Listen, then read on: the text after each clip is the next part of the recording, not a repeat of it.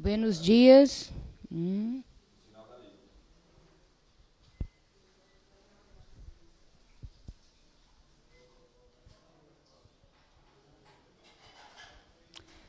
Bom dia, galera. Estamos aqui na Casa da Democracia, na Vigília Lula Livre, 41 dias de resistência. Mais um Democracia em Rede. Hoje a gente traz o programa para a parte da manhã, porque para aproveitar algumas figuras bem fortes que estão acompanhando o dia de hoje.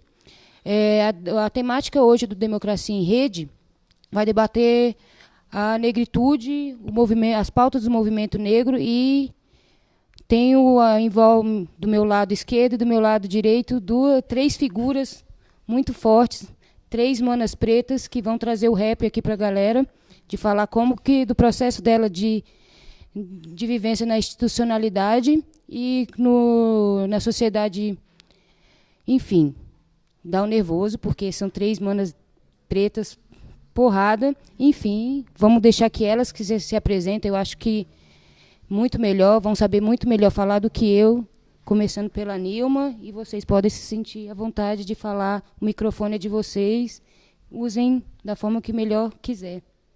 Obrigada por ter aqui. Muito legal. Então, bom dia para todas.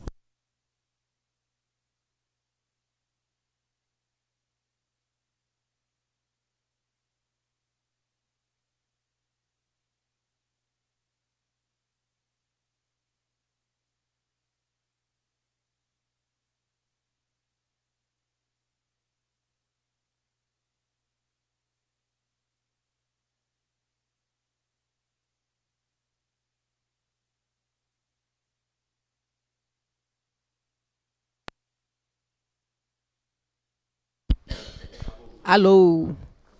De novo? Então, e ocupei 2 cargos no governo da presidenta Dilma Rousseff, primeiro como ministra da Secretaria de Políticas de Promoção da Igualdade Racial, a CEPIR, e depois um novo ministério, que o Ministério das Mulheres, da Igualdade Racial, da Juventude e dos Direitos Humanos. E aí, nessa trajetória de luta, de militância contra o racismo, de luta por emancipação social, pela nossa democracia, também fui reitora de uma universidade construída pelo governo Lula, uma universidade da Integração Internacional da Lusofonia Afro-Brasileira, que é a Unilab. Então, nem todo mundo sabe, mas o Brasil ele tem 2 universidades internacionais, uma que faz integração com a América Latina, que é a UNILA, em Foz do Iguaçu, e a outra que faz a integração com a África, com os países da comunidade de língua portuguesa, né, em especial os africanos, a África de língua portuguesa, que é a Unilab, que está em Redenção, no Ceará, e tem um campus também na Bahia, em São Francisco do Conde. Então, eu vou passar para minhas outras colegas se apresentarem também. Bom dia a todos, a todas. Uma alegria a gente estar aqui.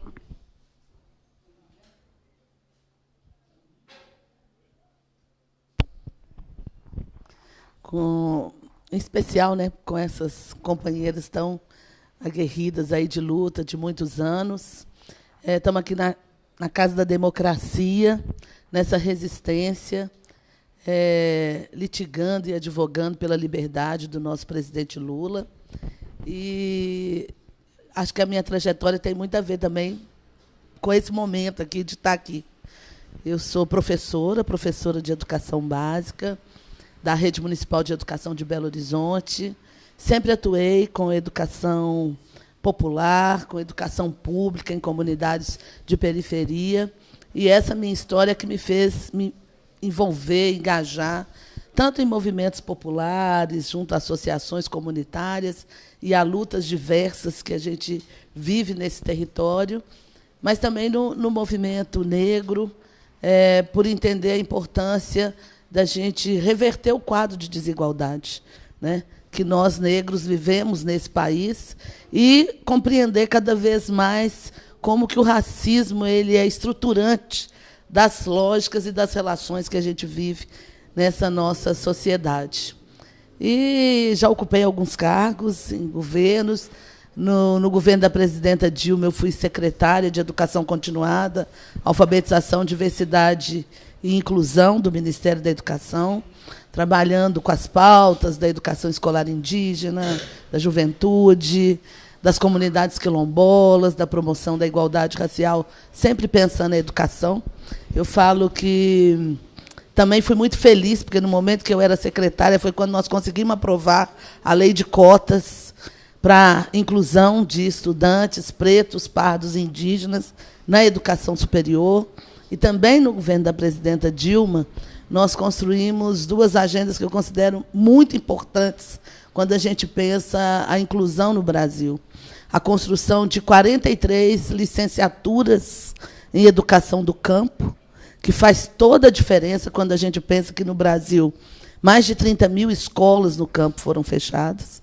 Então, construir essas licenciaturas é uma ação afirmativa, né, do nosso governo democrático e popular, e também a construção de cursos de licenciaturas em letras libras, para a inclusão de estudantes surdos na educação.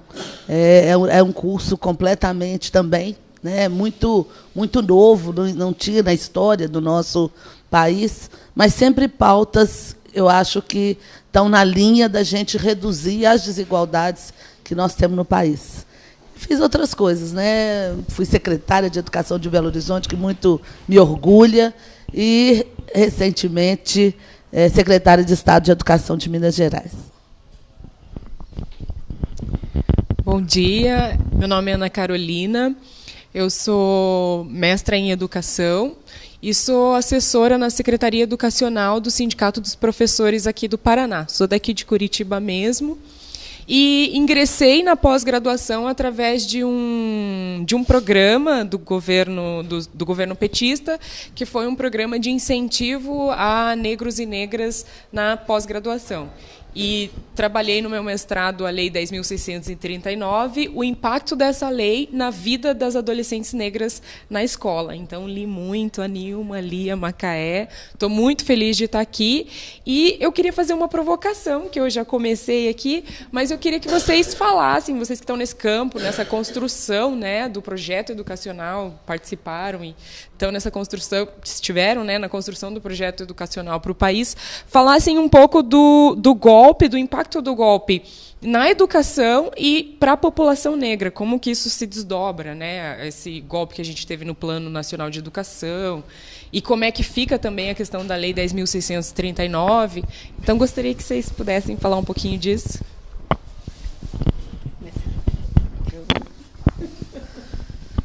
Bom, o golpe na presidenta Dilma, primeiro ele tem um impacto perverso, né? Ele é machista, isso eu aprendi com a nossa mestra Nilma, né? Acho que ela foi a primeira que fez essa construção, né? É um golpe homofóbico, né? É um golpe patriarcal, é um golpe de gênero, de classe. Mas eu acho que tem 2 medidas no golpe que elas são muito emblemáticas quando a gente pensa a relação com a população negra. Após, né, o impeachment, o golpe na presidenta Dilma, as 2 medidas do governo tiveram como foco a educação, né? Primeiro, uma proposta de emenda constitucional de congelamento dos investimentos em educação. Por 20 anos. Por 20 anos. Isso, né, no cenário que nós vínhamos construindo, eu falo, rasgar o Plano Nacional de Educação. Porque nós fizemos conferências nacionais de educação, aprovamos um plano nacional com 20 metas. Metas de expansão da educação infantil, da educação integral, da oferta de ensino médio técnico profissional, ampliação de vagas na educação superior. O Plano Nacional tem metas relativas à estruturação, à formação, à carreira docente, e todas essas metas, né, tinham uma visão sistêmica da educação, ancoradas numa perspectiva de ampliação dos investimentos na educação ao patamar de 10% do PIB, né? A aprovação do Plano Nacional foi aliada à aprovação de uma outra legislação que dizia do regime de partilha da Petrobras. né, do petróleo, e indicava que os recursos, né, provenientes da exploração do pré-sal, eles deveriam ser direcionados 75% para a educação e 25% para a saúde. Qual que é a proposta, né? É que o que a gente tiver como riqueza nesse país, vinda, né, da exploração do pré-sal, que a gente sabe que o petróleo ele é finito, né, essa riqueza ela é finita, ela precisava ser transformada num patrimônio de toda a sociedade brasileira. E a educação é esse patrimônio, né? É o patrimônio que a gente queria investir para ser um legado para toda a sociedade. Quer dizer, a emenda constitucional ela quebra completamente essa lógica. E eu falo que essa emenda constitucional, ela significa para nós, negros, ela tem o mesmo efeito que o decreto do Estado brasileiro pós-abolição, que proibia as pessoas negras de frequentarem a escola, especialmente as crianças negras. Pessoas negras menores de 14 anos não podiam frequentar a escola, né? Só podiam fazê-lo no horário noturno se o professor aceitasse. Então, o congelamento de investimentos na educação, nesse momento, quer nos fazer voltar a retroceder, né?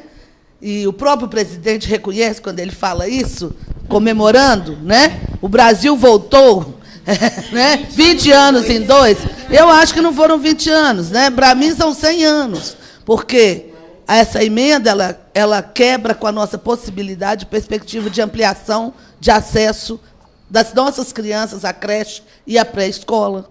Ela quebra com a possibilidade de ampliação da educação integral no país, né? Ela será perversa para as instituições de ensino superior e para todo investimento, quer seja no FIES, no ProUni, né, na política de ação afirmativa e de cotas, porque não adianta só garantir o acesso, precisamos ter política de assistência estudantil. Tem efeitos na pesquisa. Então, nós estamos vendo aí uma série de cortes, e aí eu falo que ela tem essa perversidade, né? Porque é um golpe que tem um objetivo de excluir a maioria da população brasileira, né?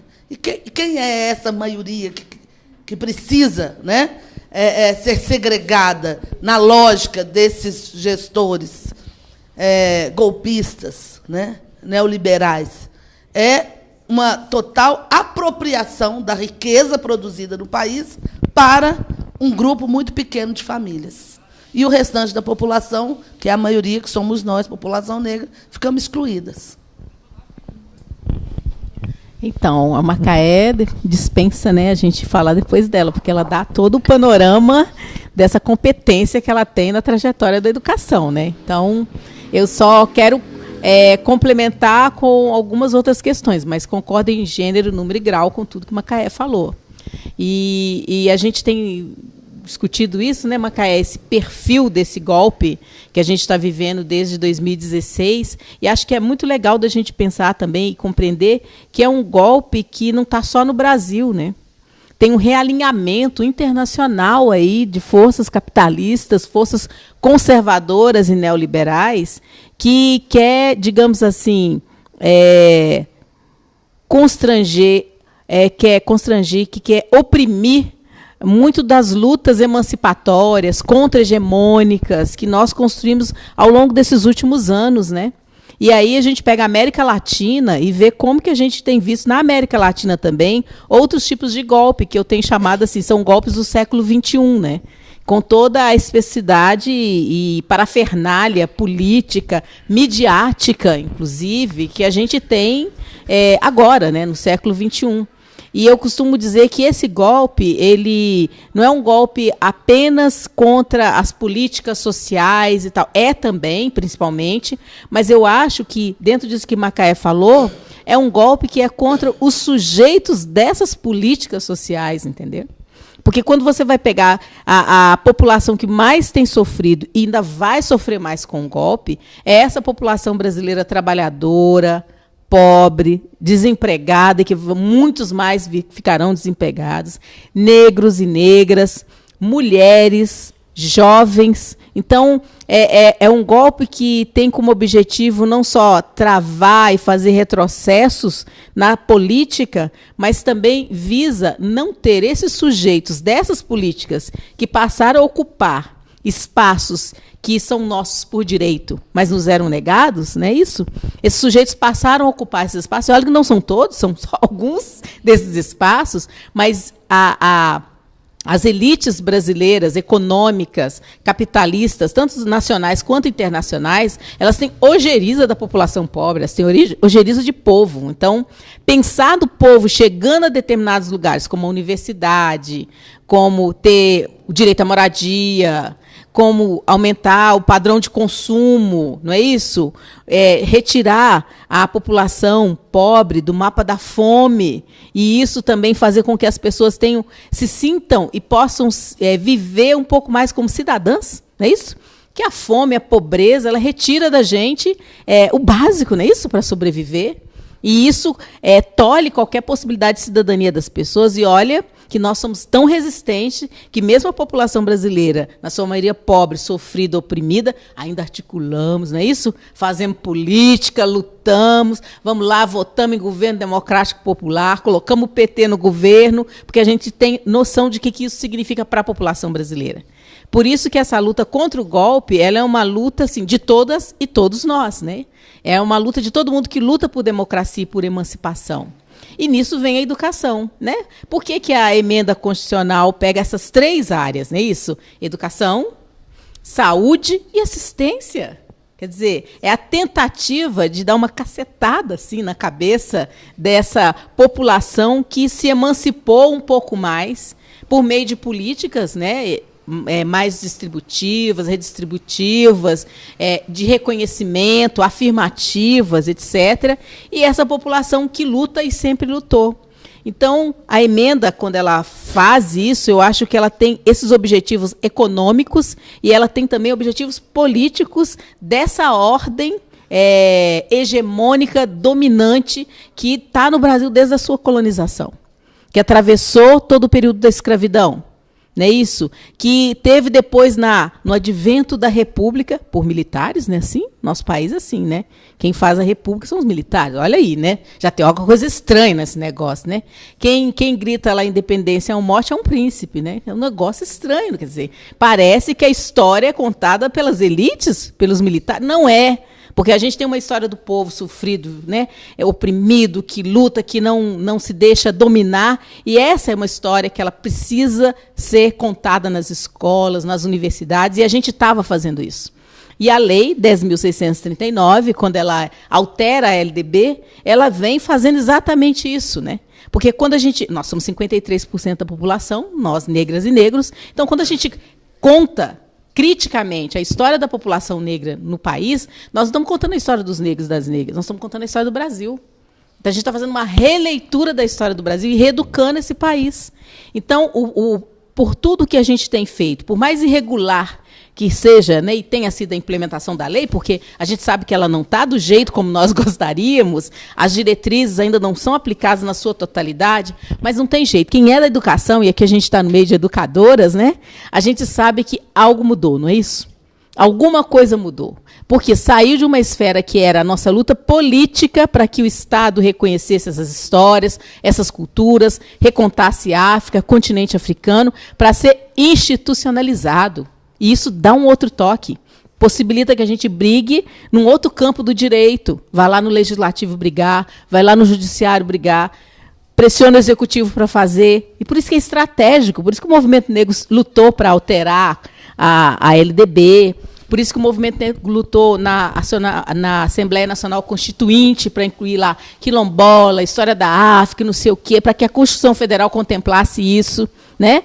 Então, é uma história, isso que eu falo, você contar a história da população negra é contar a história do Brasil.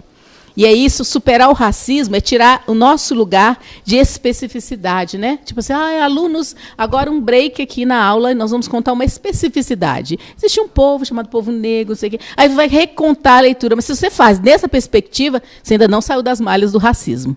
E o que esse golpe vai fazer, e está fazendo, eu acho, ou tenta fazer, porque eu acho que na educação a gente resiste muito, né, Macaé, né, gente? E nós vamos resistir mais ainda, né? eu acho assim, se você olhar, saiu aí nas redes sociais, acabou a 10639, não sei o quê e tal, vai lá no site do Planalto. A melhor coisa para a gente saber se uma lei está vigorando ou não, se um artigo foi alterado ou não, é você entrar no site do Planalto, porque ele é atualizado diariamente. Né? Então, você vai lá vê lá na LDB e vê lá, artigo 26A e artigo 79B, que é a 10639. Está lá.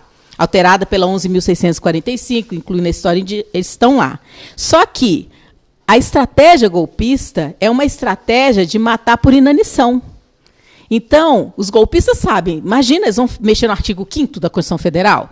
Eles são doidos de fazer um negócio desse, porque acho que dá uma revolução nesse país. Né? Eles vão mexer, tirar o artigo 26A e o 79B?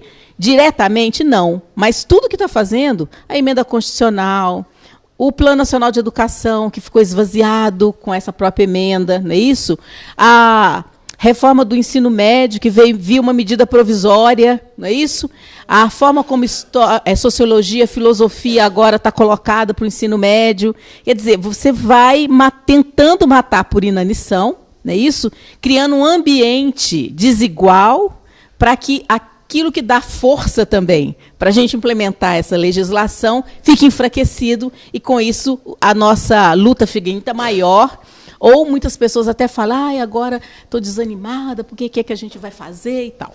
Então, acho que falar isso para a população é legal, né, Macaé? Para a gente entender também aonde que nós podemos construir novas estratégias de luta, né?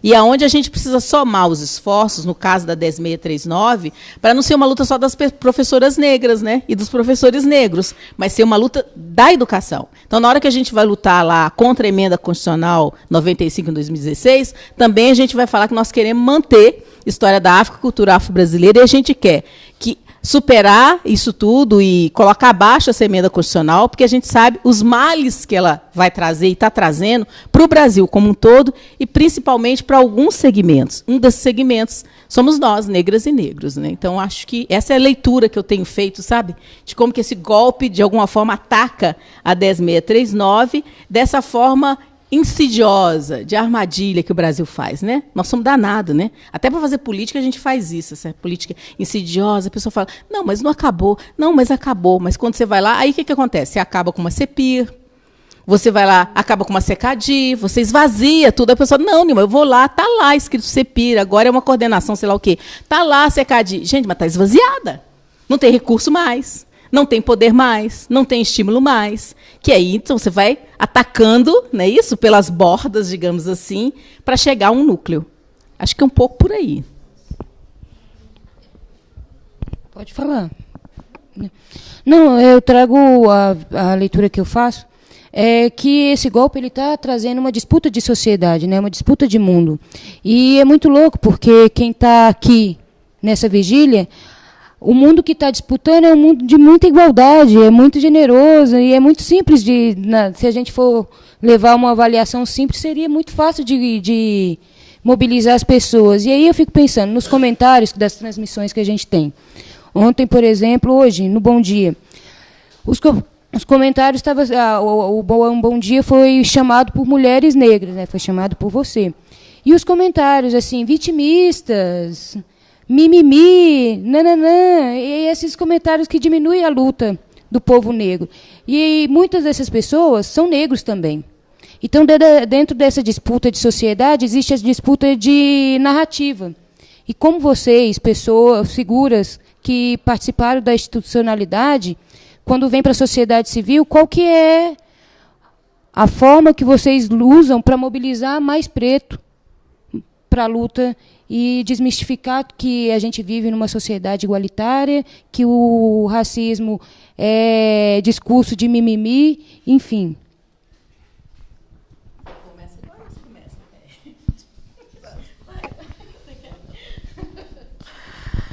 Bom, primeiro eu quero dizer que eu nunca saí daqui. Porque eu acho que essa é uma questão importante, né? Eu acho que ocupar um cargo em governos, em especial em governos do campo democrático popular, se são governos que nós construímos, a gente, quando está ocupando um cargo, a gente faz isso em função da luta, em função de uma pauta que foi construída coletivamente, né? Então, eu não penso que, por ocupar uma função pública, na gestão pública, a gente está saindo de um lugar, né, de ativismo e de militância, né? Inclusive porque muitos desses lugares têm a ver com toda uma trajetória e com toda a luta de uma história, né, que a gente construiu. Então, acho que isso é uma questão, para mim, sempre foi muito, muito importante isso, né? E a gente não desencarna para assumir esse lugar, né? Pelo contrário, acho que a gente precisa estar muito encarnado e muito junto, né, com aquelas pessoas que trabalharam e que estão defendendo algumas ideias, e a gente está ali no sentido de viabilizar, né, para que essa agenda aconteça. Não é fácil lidar com essa estrutura do Estado, porque, quando a gente está falando de racismo e relações raciais, a estrutura, né, ela é racista. Então, a gente tem que... eu falo que a gente faz uma luta política, né? E aí a gente faz uma luta, uma política cultural para romper com um padrão de uma cultura política. Não sei se eu consigo me fazer entender, né? A gente faz uma agenda muito forte, identitária, para romper com um padrão, uma cultura política no nosso país, que, inclusive, nem nos enxerga nesses espaços. Essa é uma questão que eu acho que é muito importante da gente compartilhar, né? O que é ser negra e negra nesses espaços de poder. Muitas vezes nós somos uma, né? Uma nesses lugares. Então, eu costumo dizer, olha, eu fui a primeira secretária estadual de educação negra de Minas Gerais, mas eu não quero ser igual a Deise, que foi a nossa primeira Miss Brasil, e que depois demorou 30 anos para a gente ter outra Miss Brasil negra, né? Então, eu fui a primeira, não quero ser a única, né? Eu acho que a gente precisa, e aí acho que isso é uma questão muito forte. Nós temos muitas pessoas negras muito competentes nesse país que podem e devem ocupar esses lugares na gestão, né? Então, para dizer assim, que eu sempre estive junto da luta, então eu acho que não tem essa separação. Sobre o mimimi, né? Eu acho que isso é o racismo falando, né?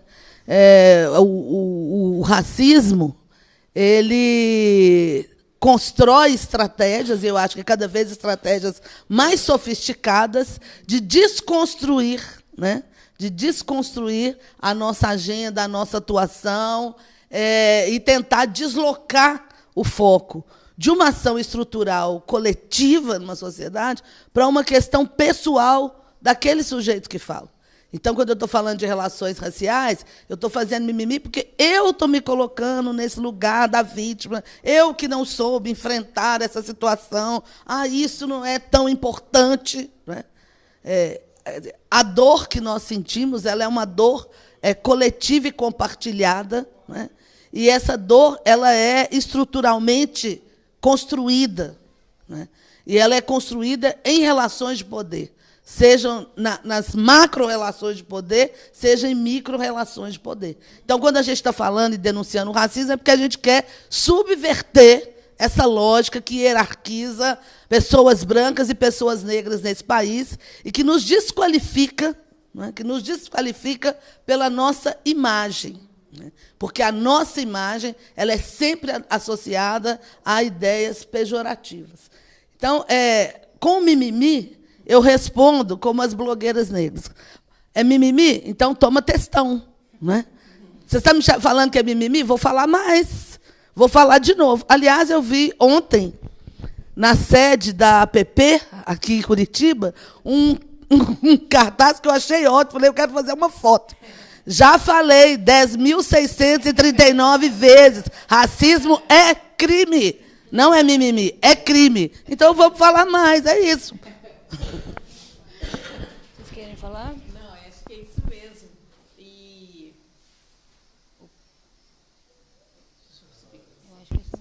Aí, Não, é isso mesmo. E aí, sabe o que eu estava pensando outro dia, Macaé, com essa coisa do mimimi?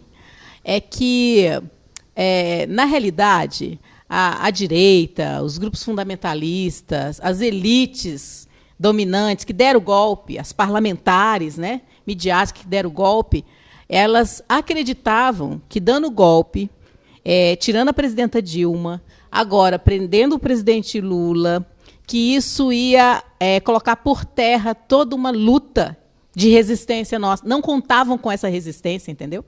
Acho que achava assim, uma semana, um mês, o acampamento vai ficar lá uns 15 dias, e depois vai esvaziar, e o negócio já tem 41 dias de resistência, não é isso? Está todo mundo aí na porta da prisão. Ai, chega lá e joga bomba e tira, e não sei o quê, mas o povo está resistindo. E isso mesmo, aí 141 dias. E assim, em nível nacional. Tem gente que não está aqui, mas as mobilizações estão em nível nacional. Lula livre. Internacional saiu. Tem parlamentares, tem prêmio Nobel. Quer dizer, está todo mundo mobilizado, vendo a injustiça que está acontecendo no Brasil, denunciando o golpe para fora do Brasil. E essa direitona organizada, porque fica parecendo que é só a esquerda que é organizada, né? A direita também é organizada, sempre foi, né, organizada. E agora está mais ainda botando a carinha de fora, porque antes gostava de falar assim, organiza só a esquerdista, não sei o quê, né? Nós não, agora tudo organizado, tem movimento, está tentando eleger parlamentar, não é isso? Tem gente aí de emissora grandona juntando com empresário e formando gente para disputar o Congresso, organizadona, e não é só a esquerda, não. Mas assim, a nossa organização, ela é de uma resistência, de uma emancipação que a direita não tem. E nunca vai ter. Porque isso é uma luta nossa, né? Ancestral, não é isso? Que vem dos povos originários, depois vem dos africanos escravizadas, depois vem com a luta da classe trabalhadora, está com a gente, está com a força das mulheres negras. Então, eu fiquei pensando assim, essa coisa do mimimi, eu falei, quem está de mimimi é a direita. Porque toda vez que a gente entra, eles vêm com mimimi. Ai, é mimimi. Então, na realidade, acho que quem está com mimimi são eles, né? Porque não estão dando conta da resistência que está acontecendo, né? Então, eu diria que é isso também, né? Além do que a gente está colocando aqui, o mimimi é muito mais deles que não estão suportando e vão levar mais, porque a gente vai continuar lutando, resistindo e reeducando essa sociedade.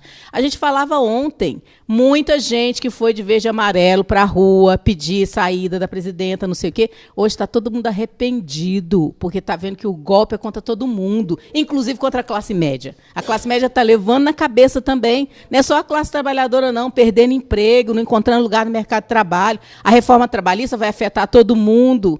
Tem mais trabalhador nesse país do que elite capitalista, que são algumas famíliazinhas, assim, um pouquinho de porcento. Então, reforma da Previdência que está aí suspensa, que repensou a sua posição. Não é isso? Fica caladinho, está aí, mas as eleições estão chegando, Lula é candidato, nós vamos eleger o presidente Lula, nós vamos retomar essa sociedade e a democracia, não para nós, para a gente ter um exclusivismo dessa sociedade, mas é para a própria sociedade. Né? É para o próprio país, é para o próprio Brasil. Então, quem está de mimimi é a direita, na minha opinião. E a questão, como é que a gente pega, congrega mais pessoas? Se tem uma coisa que é bacana na luta do movimento negro, é o seguinte, é que, bom, eu já sou de uma geração, né, gente, passou dos 15, então, nós já somos, né, uma geração mais madurinha. Mas o que é bacana é ver vocês aí, olha, entendeu? Porque essa nova... Ver vocês. Assim, então, são esses jovens e essas jovens que estão hoje chegando a lugares que a gente antes não chegava. Não é isso? E vocês estão chegando por direito, por competência, por luta. Consegue isso que a gente está fazendo aqui, ó, no mundo das mídias, das redes sociais, alcançar muito mais jovens do que a gente conseguiu alcançar na Praça 7, em Belo Horizonte, gritando lá no meio. Então, eu acho que essa reeducação para a identidade negra positiva, ela está em curso. Agora, por que ela é tão problemática? É porque o racismo é estrutural. E ele não acabou. Então, o racismo ainda é quando você liga a televisão e você vê branquitude, não é isso? O racismo ainda é quando você chega no aeroporto, mesmo que você veja hoje mais pessoas negras, mais pessoas pobres, mas a grande maioria ainda é branca, não é isso? O racismo ainda é quando eu chego na universidade e eu chego nos cursos de engenharia, de odonto, de arquitetura, e olho e vejo majoritariamente, ou todos os meus colegas professores brancos, não é isso? Então, a branquitude ainda está aí, a gente está mexendo com ela, está abalando essas estruturas, mas essa coisa do racismo estrutural, estruturante, está aí. Então, a gente luta contra uma correnteza, né? Você reeduca para afirmar, mas você tem toda uma conjuntura racista também que deseduca para tentar inculcar aquilo que o racismo nos fala, de inferioridade e tal, que a gente tem que derrubar. Por isso que é sempre muito tenso, sabe? Muito tenso. Mas hoje eu penso, quando criança mesmo, e na escola, quando eu tive minha primeira experiência com racismo, e que foi aos 7 anos, e foi com cabelo, né, que me chamaram de cabelo de bombril e não sei o quê, naquela época minha mãe não tinha literatura para poder, literatura infantil, para trabalhar comigo. Naquela época, minha mãe não tinha tutorial de beleza, que ela podia ir no YouTube e ver uns penteados bacana para fazer e tal. Ela fez, ela me reeducou, ela me ensinou, ela e minha irmã me ensinaram a falar umas coisas fortes. Quando alguém falasse isso comigo, eu fui lá e pau, né? E falei, né, com a menina e desestabilizei aquela sala de aula e tal. A família negra luta com as suas possibilidades. Mas hoje a gente tem mais possibilidades de estar chegando na juventude, na adolescência e nas crianças negras com essa leitura mais afirmativa da questão racial do que antes. Mas por que demora tanto, professora Nilma? Porque o racismo é estrutural e estruturante. Então, a luta é cotidiana, né? É dura. Eu só queria puxar a sardinha mais uma vez para o campo da educação e pensar nessa agenda golpista que está vindo para a educação, com a reforma do ensino médio, com a base nacional comum. Quais as possibilidades, onde que a gente tem as resistências e as possibilidades de enfrentamento, do aprofundamento no campo da educação? E aí, se vocês pudessem falar um pouco da CONAP.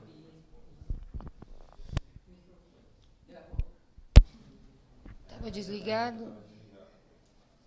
Repetir? Então, eu queria que vocês falassem um pouquinho das possibilidades de enfrentamento no campo da educação, né? Porque a gente está enfrentando agora a reforma do ensino médio, a reforma do ensino e a nova base nacional comum. Então, como é que a gente resiste no campo educacional? Quais são as possibilidades, quais são os espaços de enfrentamento? Fazemos. Quem quer falar agora? Quer que comece agora? Então, eu acho que assim, a gente já está no enfrentamento.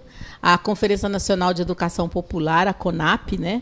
Eu acho que é uma grande experiência pública de enfrentamento, porque acharam que mudando, alterando a composição do Fórum Nacional de Educação, não é isso?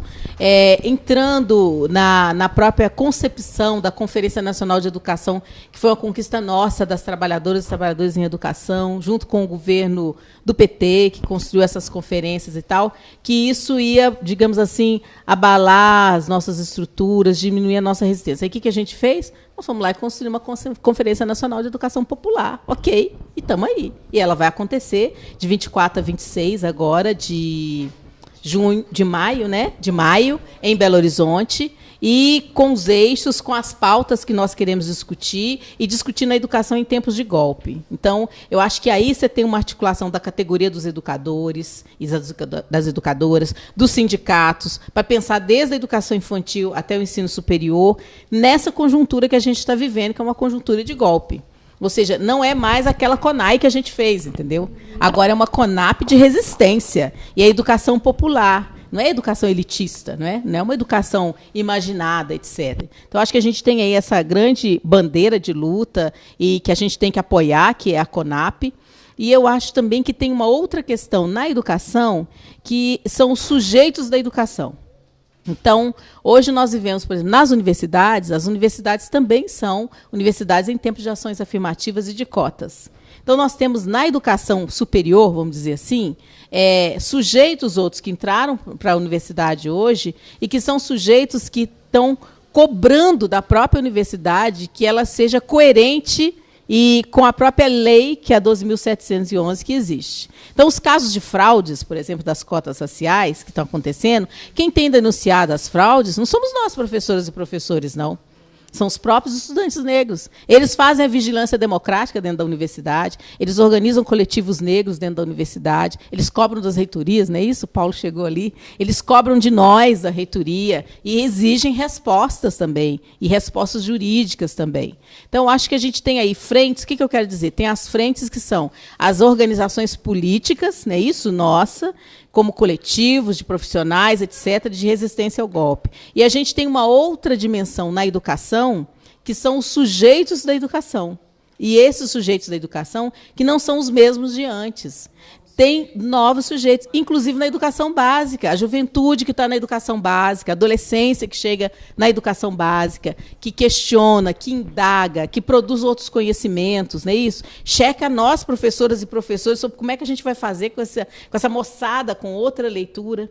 Então, tem uma efervescência social que a grande mídia ela quer apagar. É como se o Brasil não tivesse nessa efervescência. Nós estamos num momento de grande efervescência social e política no Brasil, de origem popular, inclusive. Por isso a CONAP é popular. Então, acho que é um pouco por aí que eu vejo. Buenos, quer falar? Eu quero, sim. Eu acho que é uma questão interessante, quando você fez a pergunta, eu fiquei lembrando. Tem um autor americano, Timothy Snyder, que ele escreve um livro, logo que o presidente Trump é eleito, que chama Sobre a Tirania, 20 lições do século XX. Né? E ele está falando sobre o crescimento dessa perspectiva de governos autoritários, fascistas, né? E como que a gente deve se portar. E uma das coisas que ele chama atenção, ele fala, uma das lições é não obedeça de antemão. Né? Eu acho que essa chamada ela é muito importante para nós, nesse momento em que a gente tem um governo golpista e que, com 2, 3 meses de gestão na educação, quer jogar por terra toda uma construção coletiva que foi feita por milhares de educadores, educadoras, movimentos sociais, sociedade civil no país. Né?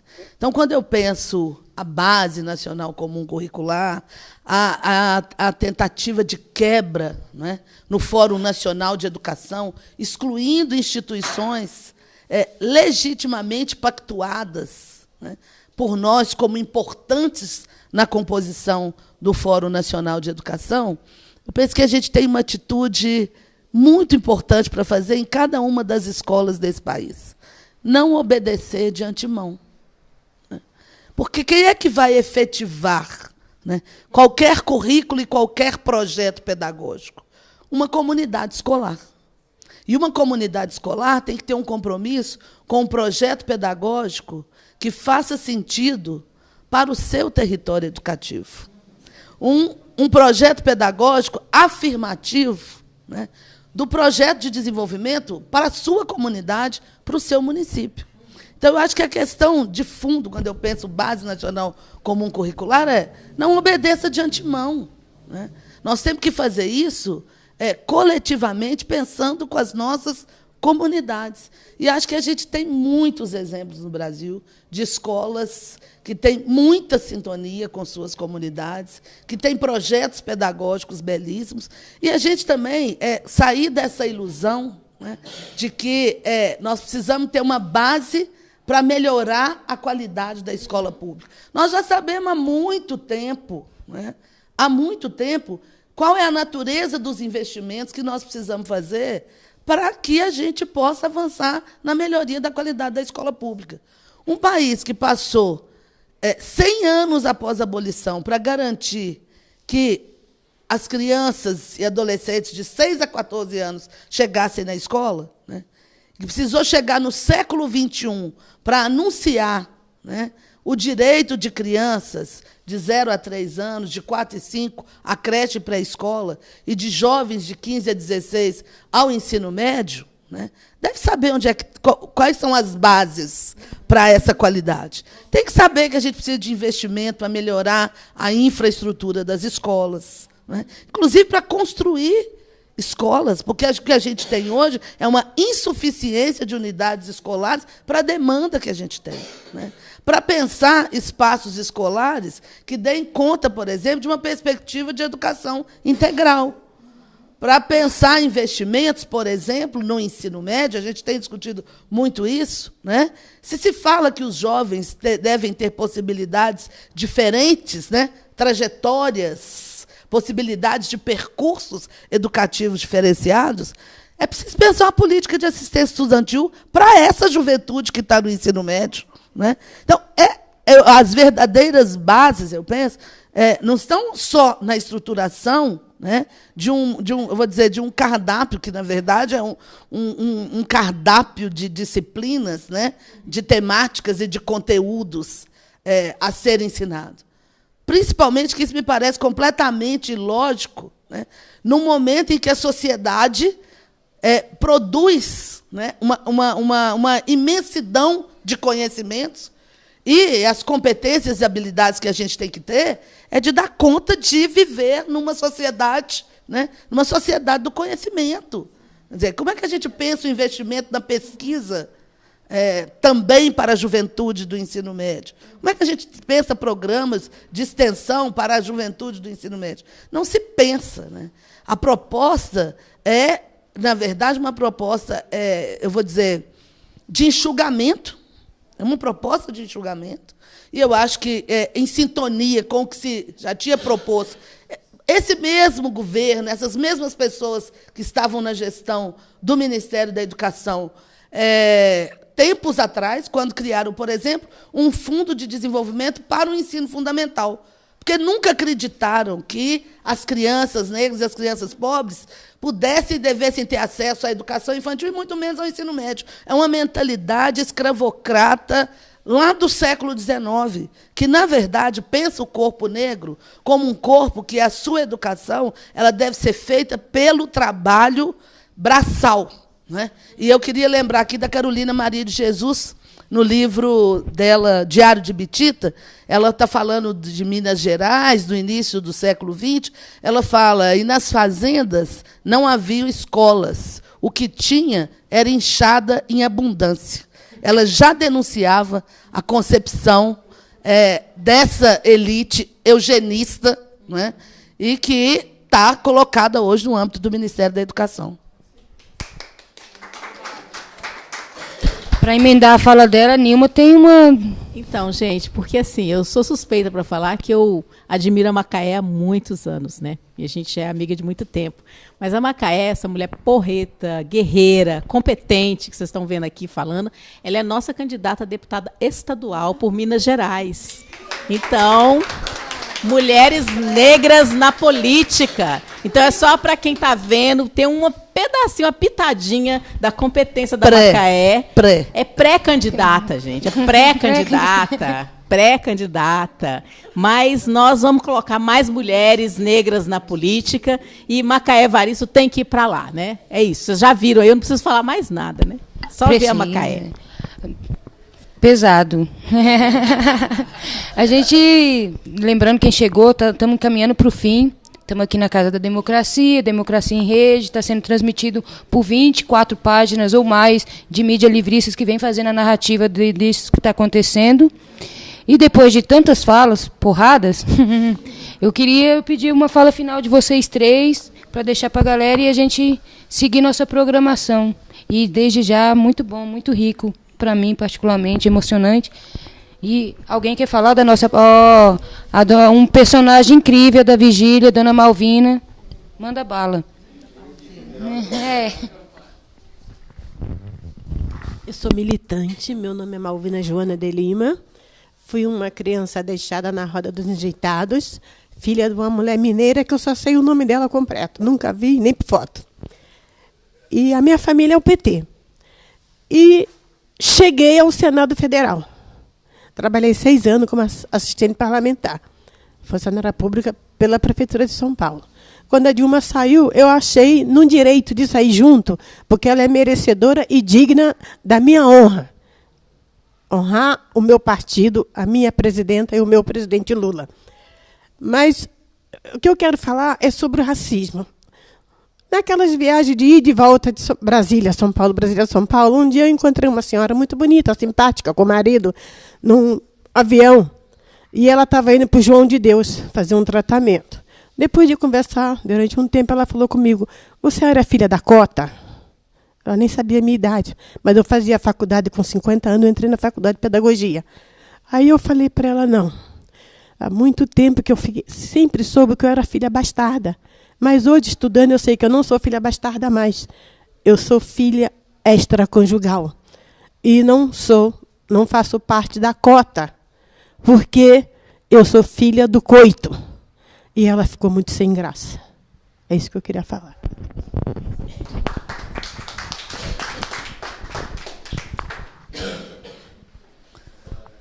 Bom, eu acho que a gente fica muito tocado, porque falar de racismo é contar a história das nossas famílias, das nossas vidas, uma história de muita expropriação, né? Expropriação do nosso direito, à nossa identidade, muitas vezes a nossa história familiar. Mas também é falar de uma força, né? Que é uma força que a gente constrói coletivamente, nos apoiando mutuamente e construindo, muitas vezes, uma família que ela vai para muito além, né, do que esses laços consanguíneos, porque é uma família que a gente encontra em qualquer lugar do país que a gente vai, né? Então, por exemplo, eu chego aqui em Curitiba e eu me sinto muito acolhida, né? Muito acolhida. Por quem? Pelos militantes do movimento negro, pelos ativistas, por aquelas pessoas que defendem os direitos humanos. A gente sabe, né, que somos nós por nós, porque a gente nunca teve a força e a presença do Estado brasileiro. Mas é porque somos nós por nós que nós vamos tomar esse Estado. Nós vamos fazer o Estado ficar a serviço daquela população que constrói toda a riqueza desse país. Eu acho que essa que é a nossa luta, é a nossa voz, e é por isso que a gente está aqui lutando pela liberdade do presidente Lula, porque a gente precisa de mais democracia no nosso país.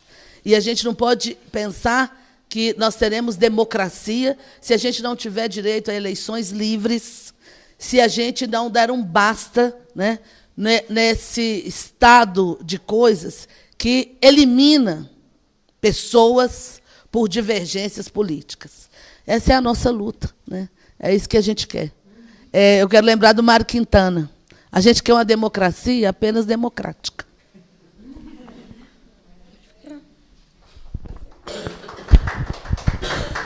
Eu só tenho a agradecer por estar aqui com essas mulheres incríveis e fico honradíssima de saber que a gente está lutando do mesmo lado.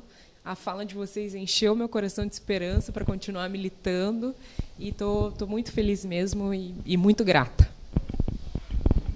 Eu também agradecendo aqui a oportunidade de estar aqui falando, agradecer porque eu acho que tem uma energia também que emana de todas nós aqui, é uma energia ancestral, né? E essa energia que a gente está mandando para o presidente Lula, lá onde ele está, injustamente naquele cárcere, e por isso que a gente quer Lula livre, e por isso que Lula é o nosso candidato, e é por isso que nós vamos eleger Lula. E dizer para a colega, né, que deu o depoimento que essa história é a nossa história de mulheres negras nesse país, né? E é a mesma história de resistência e também de sofrimento. Mas, ao mesmo tempo, aquela pessoa que indagou, que perguntou de uma forma racista, preconceituosa, essa pessoa não está acostumada de ver mulheres negras nos lugares em que nós já chegamos na sociedade brasileira. E ela que aguarde, porque muitas outras estão vindo, né? Então, e nós não estamos sozinhas. Muitas outras estão vindo e nós, mulheres negras, vamos, como diz Angela Davis, desestruturar essa sociedade e torná-la, sim, democrática, lutando para que a democracia seja para todas nós e todos nós. Porque se tem alguma coisa que a luta negra nos ensina, é que ela não é exclusivista. A luta negra não é só para nós, negros e negras. A luta negra é para superar o racismo e superar todas as formas de desigualdades, porque racismo é um fenômeno que faz mal, que corrói a todo mundo. Não só as vítimas do racismo, mas, inclusive, os seus próprios agressores. Então, Lula livre. Lula livre! Fechou. Finalizando, lembrem-se, gente, os pretos é chave e abre os portão. Lula livre. Mais um Democracia em Rede.